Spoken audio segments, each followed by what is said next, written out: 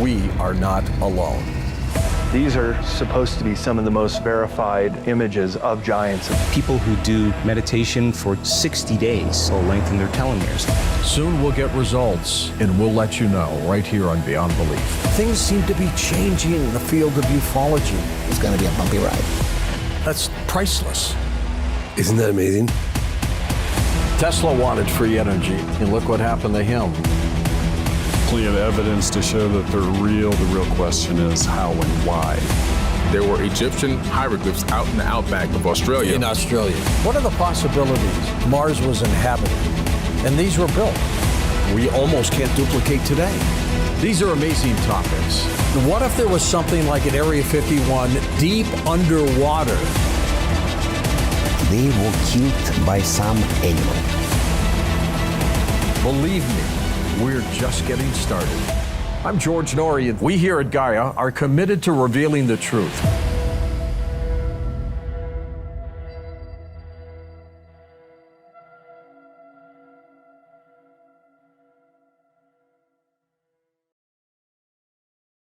Thanks for inviting me into your home, your long-haul truck, RV, camper, taxi, your parents' well-appointed basement with the simulated wood paneling, electric fireplace, and the painting of dogs playing poker, your loft, that greasy spoon just off the interstate, and your cabin in the woods.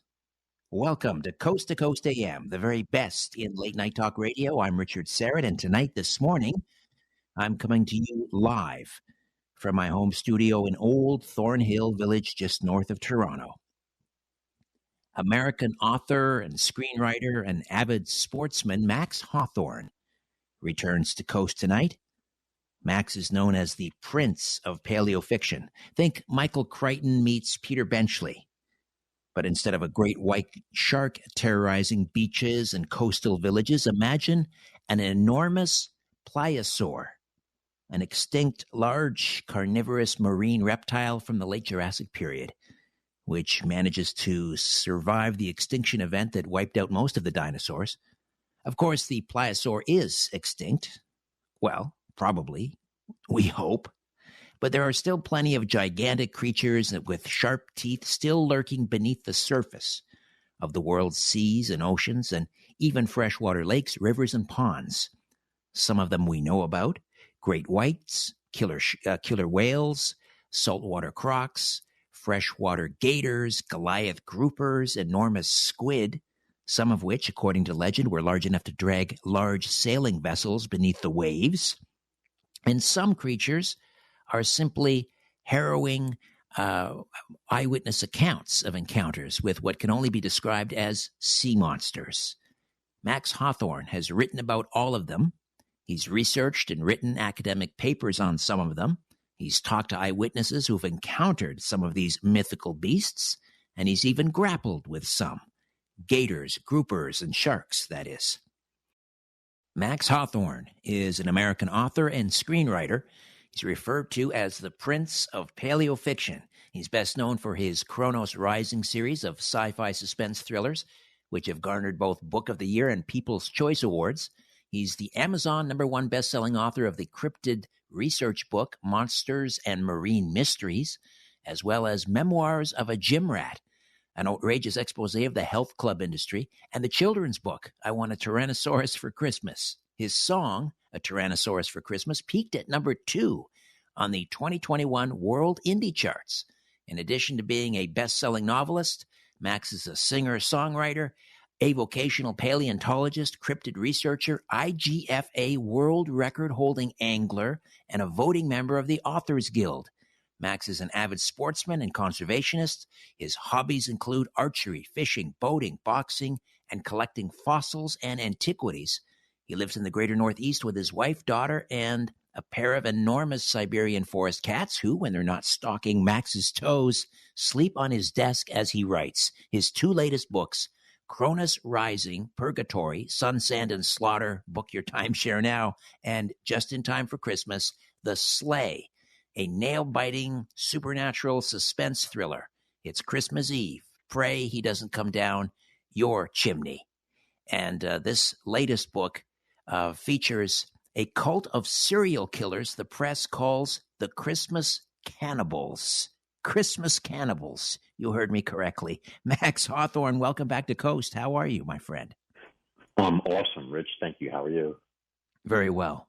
And we will get to the Christmas cannibals all in good time. But I want to talk some sea creatures with you. And I have a confession. I don't know my pliosaurs from my plesiosaurs. Explain the difference. Well, actually, pliosaurs are plesiosaurs. The plesiosaur group includes the long neck variety, which people think of when they picture Nessie, the Loch Ness Monster, the long neck, the small head, those four flippers. So if you picture that type of body, but with a short neck and a large crocodile-like head, you'd basically be figuring what a pliosaur looks like. And the creature in the Kronos Rising series is a pliosaur, correct? Yes, the primeval protagonists, I like to call them, are a species of pliosaur that I actually designed for the novels. But yeah, they're kind of like a apex predator type. You figure the long neck ones are designed to eat small fish, like the size of their head, and the ones with the huge jaws were designed to take down large prey items that they could bite apart or swallow whole, depending on size, etc. And because you're a boxer, I'll use the phrase "tail of the tape." Give us the tail of the tape on the pliosaur. Well, you have such fragmentary fossil remains. I have a collection of cervical vertebrae, centra, in my display case that suggest an animal between 43 and 52 feet in length. I have a single larger one that's about 15 or 20% bigger than that. But Lord only knows. I mean, Eberhard Frey, the paleontologist who discovered the monster Arambari, which is I think a 13 or 14 meter specimen they found in Mexico. That animal had been killed by a much larger pliosaur, and he said that it had punctures in it, one of which suggested an animal with tooth crowns, meaning fangs, 12 inches or more in length. So since that animal only had 5.5-inch fangs, the one that was killed, and it was about 40 or 45 feet long, I would imagine one with 12-inch fangs would be considerably larger. So time will tell. So this pliosaur would have been unmatched as a predator in the ocean during the late Jurassic period, correct? They ruled the seas from the Jurassic until about 90, I think it was 90 or 91 million years ago, in the Cretaceous period. Cretaceous period, okay. And so in the Kronos Rising series, and I know we've gone through this before, but for people not familiar with this series of books, explain how your pliosaur in Kronos Rising survived the great extinction event and into modern times. Oh, thank you. That was actually my favorite part of writing the book, was coming up with a plausible explanation of how these animals could be alive to the present and without having been seen. That's always when people are talking about cryptids, they're always concerned, well, where are the bodies? How come they're not showing up, washing ashore, that type of stuff. So what I did, I wanted something unique and plausible, is I envisioned these animals having what's called a mating chase during mating season when a female was an estrus. So there was this cow, we'll call her, that was in heat, for want of a better word, and was being pursued by a large group of male pliosaurs that were all vying for the rights to be her mate. And they would do a chase instead of fighting it out, where the strongest one that survived would rule the day, I guess you'd say, or win over. And as this was going on, the asteroid that wiped out the non-avian dinosaurs slammed into the Yucatan Peninsula about 1,000 miles from where these animals were.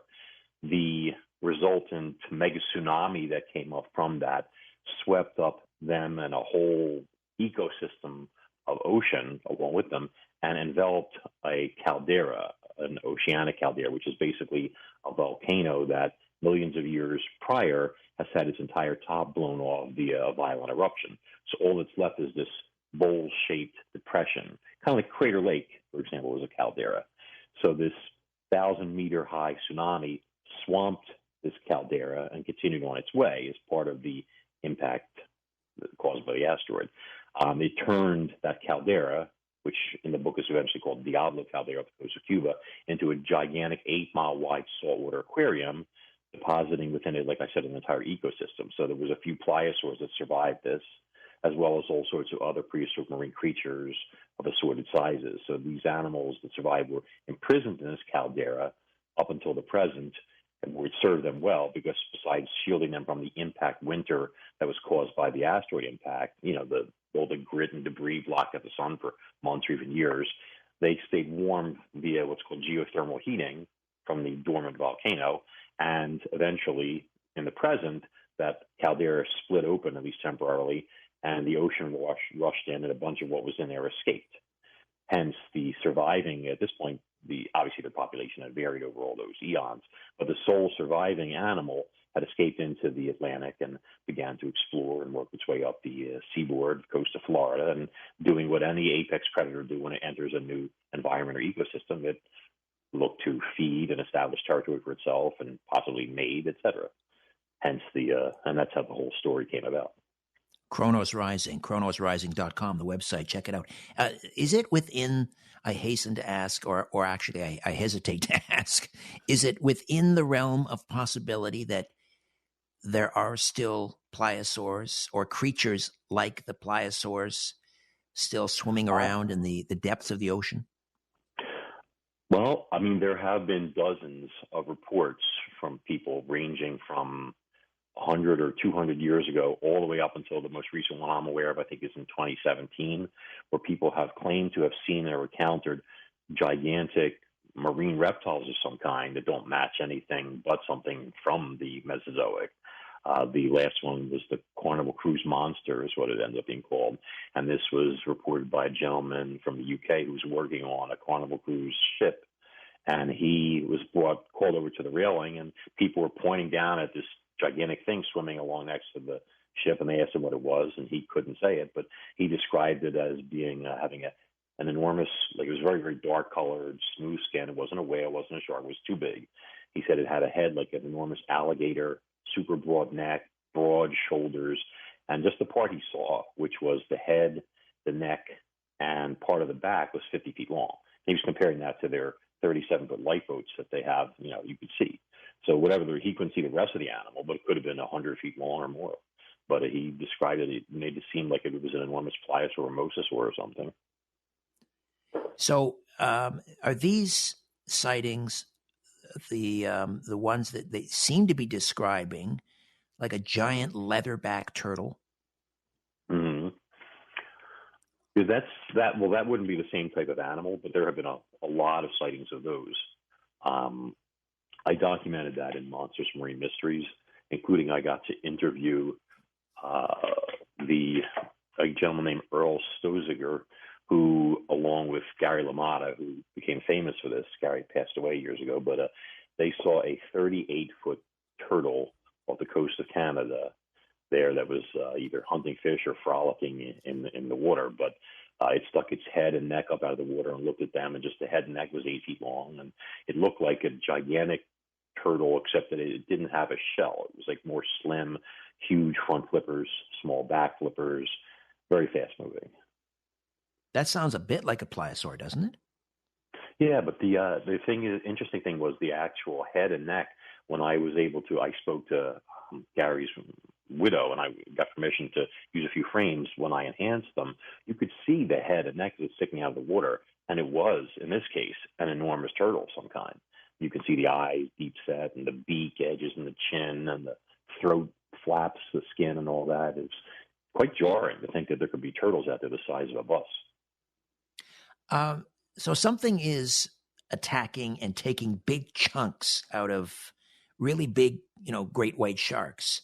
Mm-hmm. Is the culprit in this case, do you think, a killer whale? Some people think that the megalodons are still swimming around, these huge prehistoric sharks, or could this giant sea turtle, mm-hmm. Predatory sea turtle, be the culprit? I haven't seen any evidence of a turtle attacking something that's managed to escape. The stuff that I looked at most recently has indicated, there's a difference between a shark bite and an orca bite. like sharks tend to excise a chunk of fish. Flesh, like kind of like Pac-Man taking a bite, or a cookie cutter type thing, chomp. Killer whales have teeth that kind of dig in and then they rip. It's more, the head is more lizard shaped, we'll call it, and not a circle in terms of the bite pattern. So you could definitely discern between one and the other. Right now, I'm finishing up a documentary on a humpback whale that washed ashore this past July and near Briar Island. And it had several bites on it that were shark bites that are a yard across. And this looks like this animal was actually wounded by like a small ship or a large boat. It had lacerations on it from a prop injury that had also shattered its scapula on the right side. And I believe that made it slow enough. It was wounded enough that a huge shark like that could catch it and finish it off. And it has, so there was one enormous bite on the caudal region, like the tail right in front of the flukes, and another on the flank near where the wound was that was caused by the propeller. And the attacker, going by, it was presumably a white shark. That's what it looks like, one of those ones that they talk about where they suffer from gigantism once in a while and just keep growing. But you're using the most conservative elastomeric branch formulas out there. The shark was at least 32 feet long that attacked this whale. So that's Wow. a pretty big great white. Yeah. Yeah. But wasn't there and I think we talked about this before, there was a great white that had a radio transmitter attached. They were tracking it. And and all of a sudden the transmitter, the signal went way, way down deeper than great whites normally go, as if something had gotten a hold of this great white and took a deep, deep dive. What was that? That was there was a couple of specials that were done on that called the Super Predator, Hunt for the Super Predator, that type of stuff. It's been a while, but the shark's name was Alpha, and she had a satellite transmitter attached to her dorsal. And like you were saying, she all of a sudden disappeared, and then her transmitter popped up, or washed ashore, I should say, sometime later. It had evidence of acid etching on it from something's digestive system. And when they got the data from it, it showed that she had made several very deep dives, including the one where she was killed. I believe the prior deep dives were indicative of her being pursued by something and diving deep to escape it. Great whites will do that to escape killer whales, for example. We know that. Like when one of their kind is killed by orcas, they'll dive deep and they'll take off. Orcas don't apparently go down 1,500 or more feet. It's not their shtick, shall we say. But so in this case, she was diving deep and she got caught the last time and consumed by something.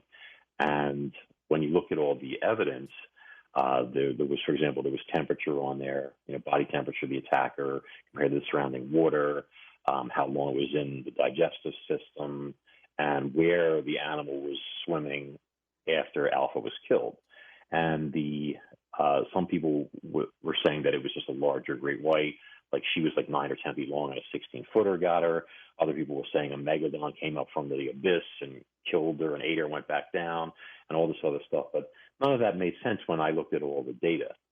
First off, if the data showed that there was a huge temperature jump between the surrounding seawater and the stomach temperature of the attacker, and that range exceeded that of what a white shark was capable of in water at that temperature. I think the water was 40 degrees. I'm sorry, I don't have all the data in front of me. And I think the internal temperature was maybe 76 degrees or something like that. But it didn't match up for a shark in terms of the differential. They limited like a 25-degree jump in the stomach temperature versus the surrounding water. Then you had the animal was swimming after it ate her from the surface to around a 300-foot depth, which was indicative of behavior similar to a killer whale, which suggested it was an air-breathing predator, something that likes to surface regularly for air and so forth and so on. So that didn't make sense in terms of it being either another white shark or a, quote, megalodon. And, of course, the idea of a megalodon coming up from the abyss didn't make sense because we know from the tracker that she was near the surface when she was attacked. She dove down deep. She got consumed. And then the attacker went back up to the surface. So if it was something that lived in the abyss, why would it be chasing her from the surface down to the abyss and then go back up to the surface and stay there? I mentioned in the introduction that you have Siberian forest cats. Do you still have the two, or do you have one now? Oh no, believe me, there's two, and I've got the my door to my office barricaded to make sure one of them can't get in here because he was trying earlier. But yeah, we have two of these big boys. Their names are Mace and Olaf.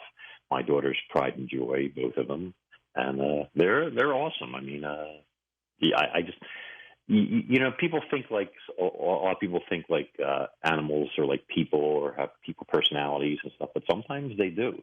I mean, the things these two characters throw my way. It's like Olaf, there's a huge scratching post outside my office for these guys. It's like 4 feet tall. They're big cats.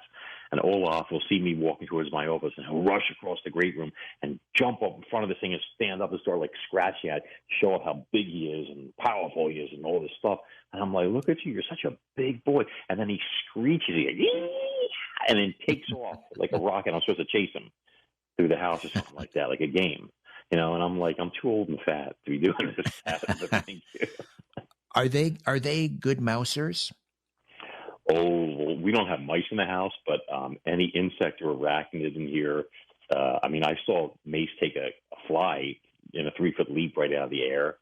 Another time there was a house spider in my office, and I guess they're smart. They know when something's venomous versus not. He took his talons and he just like slap, and kept jabbing it until he was sure it was fully dead, and then he ate it, of course. But yeah, they're predators. I mean, in the wild and Russian such, they're arboreal. They hunt in trees, take down birds and frogs and lizards and stuff like that, and all that. They're impressive animals. All right. So we were before the break talking about what ate Alpha, this 10-foot great white shark, when its tracking device washed up on shore. Whatever ate it and digested it went down about 1,500 feet, and you sort of were going down the list of what it wasn't that ate it. It wasn't, the legendary megalodon. And maybe if time permits, we'll discuss whether they might still be around or not. It wasn't likely an air-breathing. Did you say it wasn't an air-breathing creature, or it might have been? No, the evidence that I was able to collect based on the documentaries and such indicated an air breather that stayed near the surface or 300 feet or so down for 8 days after ingesting the shark. And then, of course, the tide was excreted. So it had a slow digestive system, and it was capable of great speed. It was capable of diving deep. And I checked my records. The water temperature was 46 degrees, and the super predator's stomach temperature was 32 degrees higher than that. So what was interesting is when you look at this list of potential predators, super predators that could have done this, I mean, whales are out because their body temperatures are similar to ours. Like an orca has a human temperature, that's 98 degrees. That's the first thing. Then you need something that's fast enough to catch a fleeing 9-foot great white, which could probably swim at like 30 miles an hour at that age and that size. So that's another thing. But you also need something that's an air breather and that has a very slow digestive system also, and that body temperature. And so the more I look, I mean, squid are out. They have a body temperature similar to the water that they're in. They're cold-blooded, basically, animals. And when they eat something, they rip it to pieces with their beak, and then they have a tongue that's like a file that shreds it even more. So nothing would get through there intact, including a tracker, would have been destroyed by a squid, for example. So when I was looking at all this stuff, the only thing that seemed to make sense eventually, which of course made no sense, was a leatherback sea turtle. Because there's a scientific paper out there that shows a leatherback was exposed to temperatures, cold water, and it maintained an exact 32 degrees Fahrenheit differential between its body and the cold water it was in, which is exactly the differential the super predator exhibited as well. So that was interesting. Leatherbacks are also air breathers. They're also fast. They can swim at 22 miles an hour for the regular ones, and they can dive extremely deep, 5,000 or more feet, and they travel near the surface, et cetera. But they also have a slow digestive system. Their digestive tract is 5 or 6 times longer than even other sea turtles. So when I put all this together, it sounded like a leatherback, which of course made no sense because they eat jellyfish and sharks would prey on them or try to. But when we see like Gary LaMotta and Earl Sturzinger, filming that giant turtle, then of course then you start to wonder. People seeing a turtle 38 feet long is big enough to consume a 9-foot shark, fast enough, could dive deep enough, and if it had the same type of metabolism, let's say, as a leatherback, would have the same temperature differential. So everything seemed to point to a giant macropredatory or piscivorous turtle, which is what I theorize the super predator is, based on obviously all the information that I was able to glean. Wow, a leatherback turtle the size of a bus. Right, but not an actual leatherback, because Gary said that it didn't have a shell. It was slimmer, so it was built more like an enormous sea lion, but it was a turtle. And when I interviewed Earl about it, he said when they looked down at it, because their two boats were hovered above this thing, and it was sitting like 30 feet below them on an uprising of rock there that they were looking down at. And it was very pale, so you could see it clearly through the water. It was almost white, like a very pale gray. And at first he thought it was a gigantic sea lion. But then they realized it wasn't, of course. And when you look at this film, you could see the turtle's face and stuff. And but he said it was every bit as big as his boat, which is 38 feet long, which is how they were able to gauge its size and stuff. And he said it was quite frightening. He was afraid he was going to surface and like capsize their boats. But when you research this and write about it, does it ever give you pause to, I don't know, go snorkeling or scuba diving? Are you afraid to go in the water? Do you ever scare yourself into going into the water? Well, I try not to, I mean, these years, I mean, nowadays, it's like if I lie on the beach, people try and roll me back into the water because they think I'm a beached whale. I get it.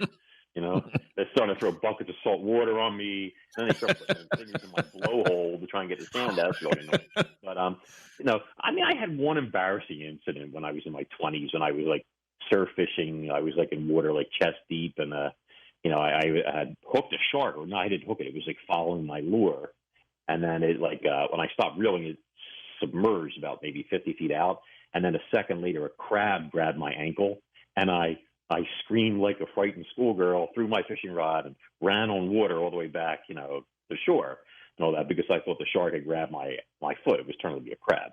But no, I mean, I swam in Hawaii with sea turtles and dolphins and all that. I mean, I like to keep an eye out because you don't want to be caught off guard if there is something, coming your way. But, it's all good.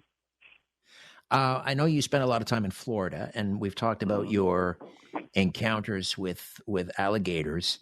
You were telling me that they are now so prolific that if there's any body of fresh water, that could be a pond on a golf course, you're pretty much guaranteed there's a gator in there. Is that true? Well, that's what people believe. I'm going to tell you what the population is right now. Let's see how many alligators there are. Well, in Florida, there are 1.25 million, roughly, and 5 million across the southeastern United States. So that's a lot of alligators. But wow. People will say, like, if you have a fresh, body, I mean, how many times do people come outside to find a gator in their pool? Yes. It happens constantly, and they have to call to have them removed and such. And by the way, Olav is clawing at my office door trying to force his way in here as we're talking, the cat. But speaking of alligators, but yeah, I mean, I would be very careful and cautious. So I think there was a thing even in the news recently where a burglar broke into somebody's house. I think it was in Florida, and the police were looking for him, and he went into a local pond to try and hide, and he got killed by a 12-foot alligator. Wow. So, yeah, it's you don't want to go skinny dipping down there. What's deadlier? Let's say I don't know how big freshwater alligators get. What, 15 maybe at the top, 20? Yeah, bigger? I think the males usually get bigger than 12 feet, 12, 13, maybe 14 feet. I think the world record is 18 and change, but that was a long time ago when they weren't, hunted by people or, such. But what would you fear? What would you fear more? A 15-foot alligator in Florida, or a saltwater croc? Where is the saltwater croc? No, saltwater croc. Well, let's say it's roughly the same size. Which would be a more fearsome predator? The salty. No question. Much faster, 10 times more aggressive, and often target people as a food source. The alligators tend to shy away from people. I guess it's learned behavior or such. But they're a little slower, not as aggressive. I mean, they're predators, don't get me wrong, but salties are bigger, badder, faster. It's, like if you look at a husky versus a wolf, that type of thing. One's a little more civilized than the other. There's a picture on your website, and it's chronosrising.com. There's a gallery there, and you have landed something called a Goliath grouper. It's 200 pounds. But as Goliath groupers go, is that medium, small, or is that a good size? It's a small adult, actually. I just like that picture. That's the grouper. That particular grouper stabbed me in the ankle with his dorsal spine. So even though I'm smiling, my ankle was pouring blood. It's all over the deck. I think they might have, I don't know, that photo, they blotted or blacked it out a little bit or something like that. But I think the largest one I've landed that we brought on the boat for pictures and such, back when you were allowed to do such things, was a little over 400 pounds. But I lost one literally at my feet next to the boat that was at least 8 feet and probably 600 pounds. It was big enough to eat a person. 8 feet. It's big enough to eat a person. Would they? Would they eat a person? They have made attempts in the past. And I know people like, for example, in Australia that have told me there are regions there where they have grouper and potato cod, which is like another type of grouper. They're also big. And parents, if they're wading in the ocean, they hold their children up and they're constantly looking around, worrying about that. If you fit in the mouth, these fish, that's what they swallow their prey whole, basically. Whether they're eating a small shark or a barracuda or anything that fits in that huge bass-like jaw they're going to try.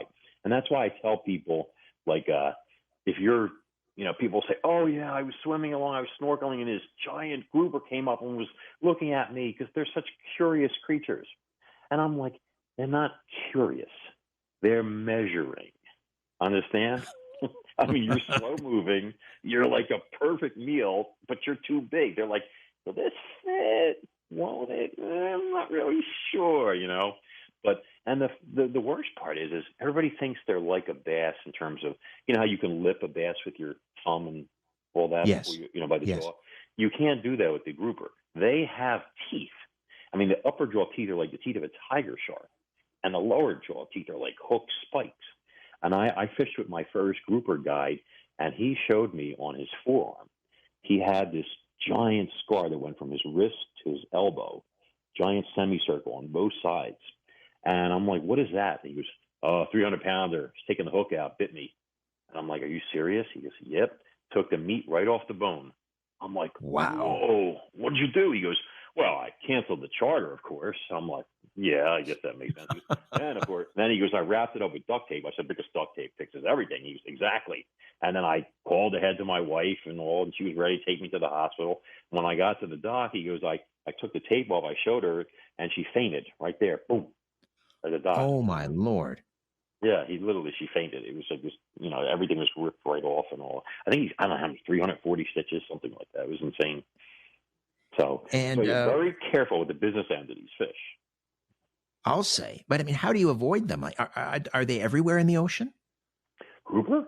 No, Yeah. Goliaths are, I think, more eastern seaboard and Caribbean, stuff like that. They used to be terribly endangered. I mean, because they're not afraid of people because of their size and whatnot. And so spear fishermen used to slaughter them in the 50s and 60s. They'd swim up and just shoot them like they were a cow and then hang them on the dock. And then it was terrible. You see all these old photos of these 500-pound fish just being killed and hung up and probably not even used for food. Not a fan. I actually wrote a piece that was in, I think it was, I don't know if it was Solar Sportsman or the other one, but defending the grouper because they were going to kill a whole bunch of them for a study on how old they were and stuff like that, and it was totally unnecessary. So anyway, I have a niece, and she moved to the Congo, the Democratic Republic of Congo, and she married a boxer over there. She lives over there, and then I was on. I mean, it's a dangerous place. But if that's not bad enough, like the Congo River has, like the river monsters in there, they have something called, I think it's called a tiger fish. Mm-hmm. I mean, the fangs on that thing are just, they're so big, they don't even look like they fit in its mouth. Would a tiger, like, are they like piranha? If you were swimming in the Congo River, would a tiger fish eat you? Well, I mean, a tigerfish, you're talking about the Goliath tigerfish is the really big one. There's smaller ones, and there's those monsters like that you see like Jeremy Wade catch and stuff, river monsters, and they get Yes. big. I mean, I'm sure one is capable of killing a person. Like God forbid, if you were swimming and you had like a shiny silver necklace on, they thought it was a bait fish and struck at it or something like that. I don't think they would target something the size of a person. But then again, who knows? Anything happens. I mean, they get preyed on by crocodiles themselves, but big crocodiles, obviously. If you're a 6-foot fish with a mouthful of fangs like that, a small croc might be on the menu. But I've never heard of one killing a person, but I guess anything's possible. I mean, it could even happen accidentally with jaws like that, Boy, I may never go in the water again. We can add singer-songwriter to your vast repertoire of talents, Max. Well, you've done this previously. You had a song that accompanied your children's book, Tyrannosaurus Rex for Christmas. Is this a new thing for you, singing, songwriting? Have you always been a singer? Well, I mean, when I was a kid, I was in the church choir and a cantor, and I was in the Philadelphia Boys Choir, believe it or not, for a couple of years, in junior high. But for me, it just comes with being a writer. I mean, poetry and lyrics for songs are, pretty much the same thing. It's just a matter of getting beat and rhythm down, et cetera. And I put together a great crew of people that I work with to produce the songs that I write and all that. So, A Tyrannosaurus for Christmas was, it's a really nice song. It's actually at number 23 right now on the World Indie Chart. And the Lope the Rising song for the sleigh is right behind it at, I think, 25 last I heard.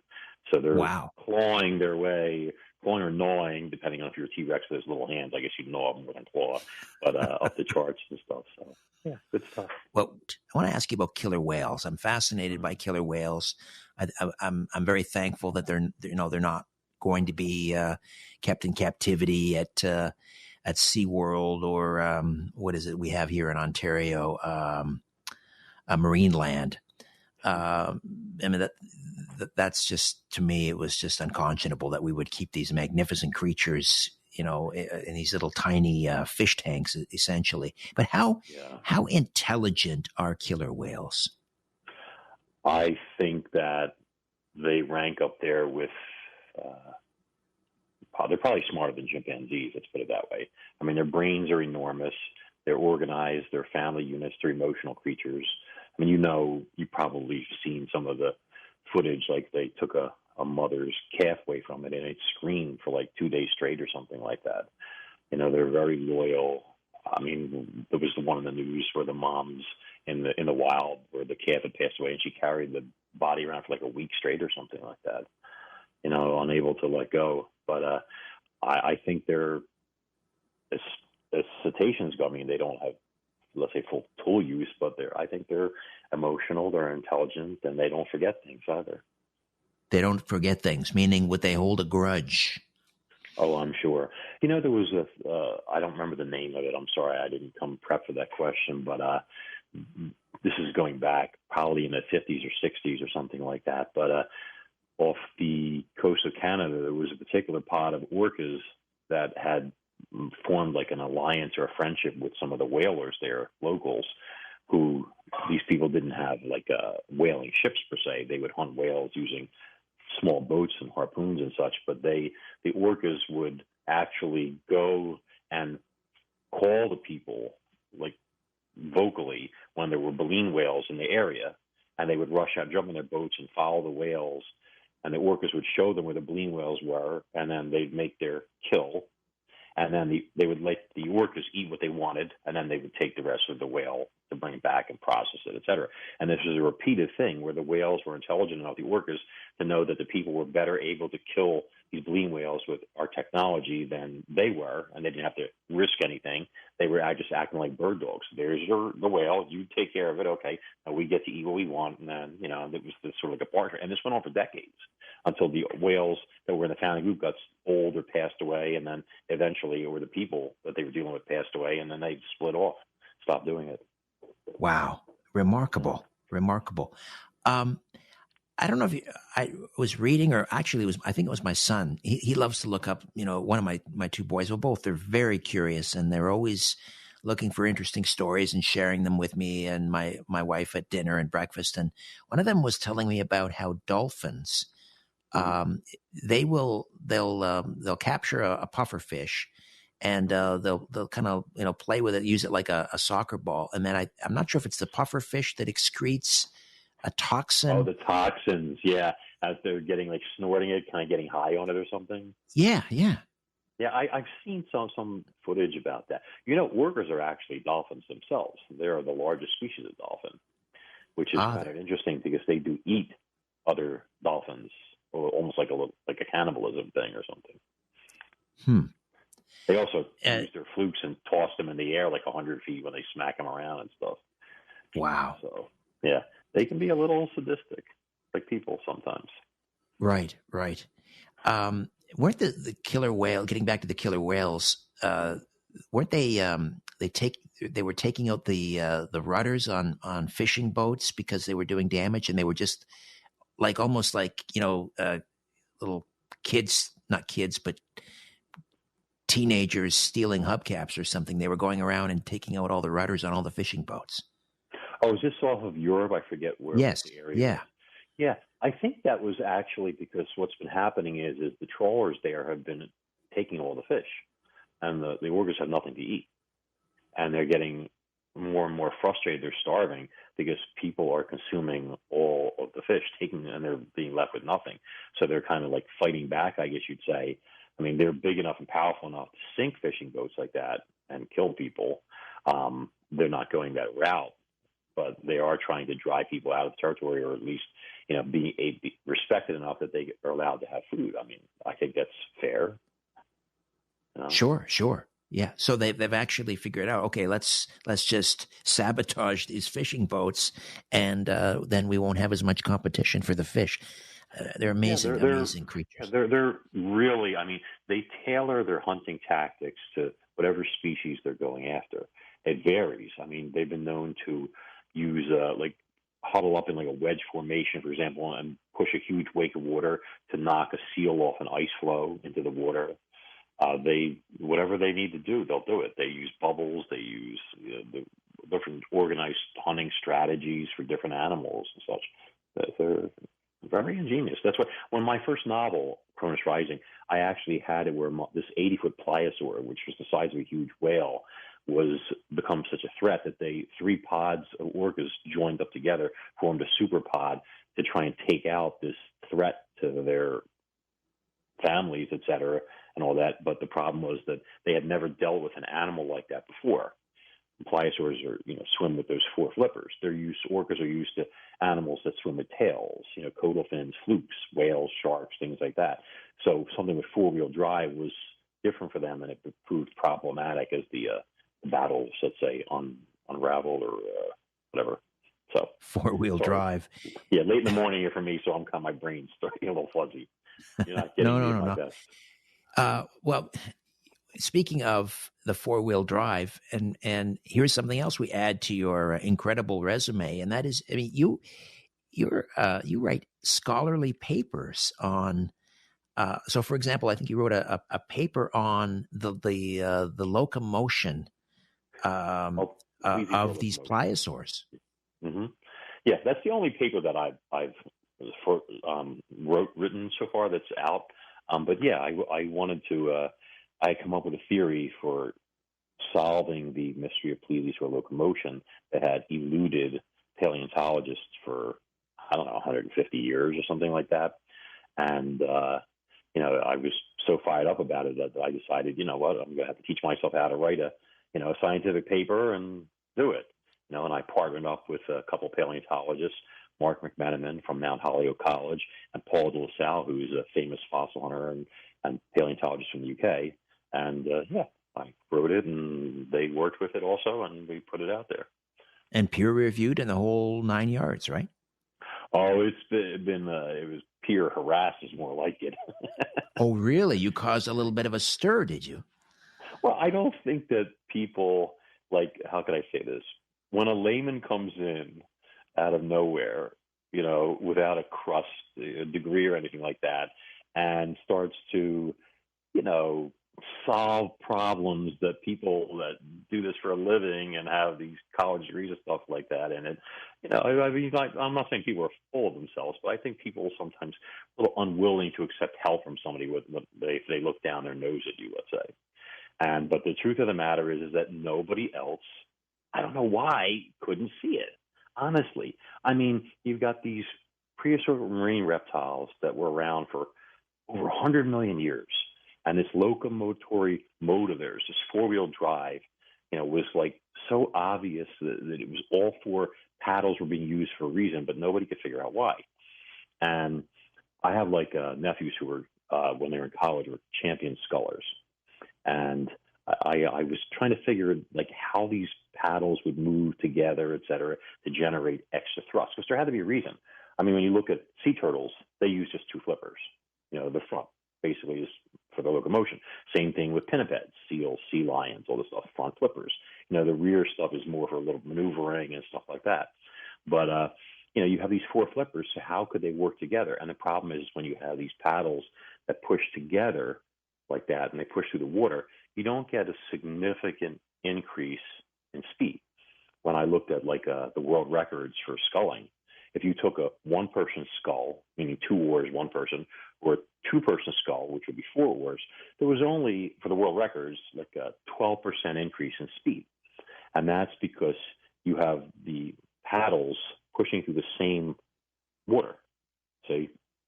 So the one in the front is pushing the one in the back. The water's already moving, so the second set of paddles doesn't get as much oomph, let's say. Does that make sense? Right, it's just it's paddling through froth, basically. Yes, exactly. That's a great way. They call in sculling. They call that the principle of. They call it the principle of diminished returns, and so that's that was a problem. It didn't make sense to have all that muscle and power, and it was obvious that all four flippers were being used for locomotion. I mean, some paleontologists say, the front flippers are doing all the work, and the rear were doing steering, and I'm like, but they're the same size. Sometimes the rear ones are even a little bit bigger. That would be like a ship having rudders that were the size of a giant sail. It wouldn't make any sense. All that mass and power designed for stamina, and you're going to just direct traffic, And so There was all these different ideas out there. Oh, it's a figure eight. Well, the front set went first, and then the second set went while they rested, and all this other stuff. What I realized was, and I was sitting in a hot tub, I think, when this happened, I was moving my hands together through the water and trying to figure it out. How is this working? And it dawned on me that the front set were pushing like a sea turtle or penguin, kind of down and back, and the rear set were pushing more parallel to the seafloor, laterally pushing back. Kind of like if you and I are swimming, and our arms are doing a crawl stroke, but our legs are doing a flutter kick. You see what I'm saying? Right, They're both generating thrust. And either one could work, but you put them together, you get the maximum speed. So then I said, well, if this is true, then there should be some anatomical proof of this. And when you look at all the skeletons, and I went to a couple of museums and obviously a lot of imagery and stuff like that, you see a couple of things. First of all, you see the tilt, the shoulder girdle kind of tilted upward, and the pelvic girdle tilted up towards from the front, it tilted upward towards the head. And in the back, it tilted the opposite way towards the vent.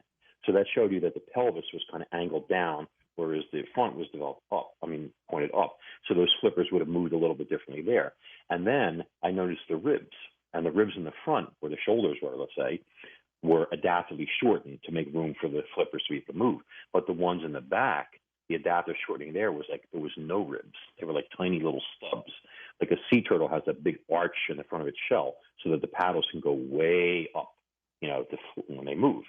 So this was showing that the rear paddles could push laterally with power to a much bigger range of motion than the front ones could. Nature doesn't like bones to be in the way. That's why our ribs, as they get further down, they get shorter and shorter, so we can twist at the waist. Right, right. So the same type of thing. And that was all the evidence I needed, to show that this is what was going on.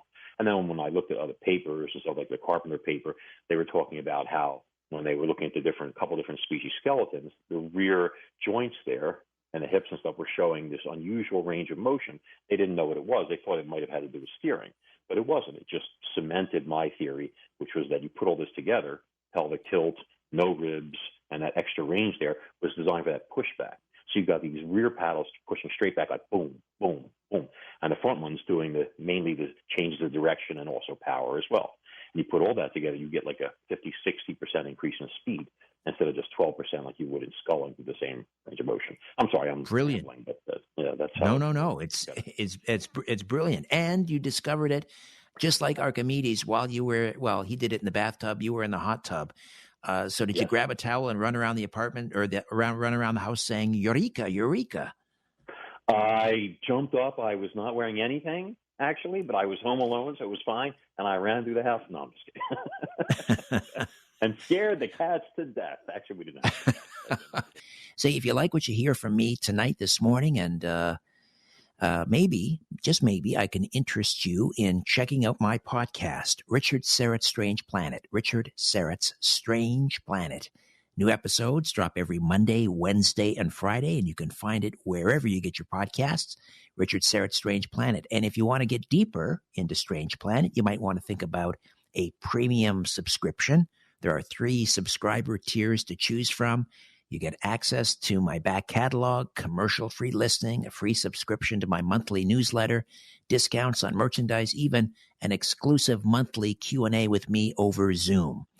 To get your premium subscription, go to strangeplanet.supportingcast.fm, strangeplanet.supportingcast.fm. All right, Max, just enough time to tell us how we get a copy of Kronos Rising Purgatory and The Sleigh and the brand new single Lopter Rising. Well, Lopter Rising is streaming now, so you can get it obviously through Amazon or anything else like that if you want to acquire the song. There's 2 versions. There's the clean version we played. There is an expletive version, which has 1 word in it, which is, not horrible, but obviously we won't talk about it on the air.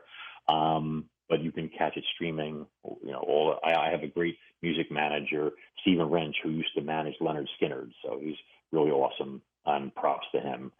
The books and everything, all my stuff is all available on Amazon. So you go on Amazon.com and you just look me up, Max Hawthorne, or you look up Kronos Rising with a K.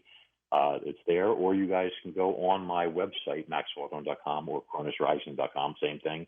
And there is a free books page there where you can do a lot of downloads. There's a paleo gallery, and of course, all the data, excerpts, et cetera, from all the novels is on there for people to check out as well. Max, always a pleasure. Thank you so much, my friend. Oh, it's my pleasure. I can't thank you enough. The Coast mobile app is now available for download on iPhones and Android devices. You can become an insider directly through this app. This is a great option for our international listeners, and new users will also receive a free 2-week trial.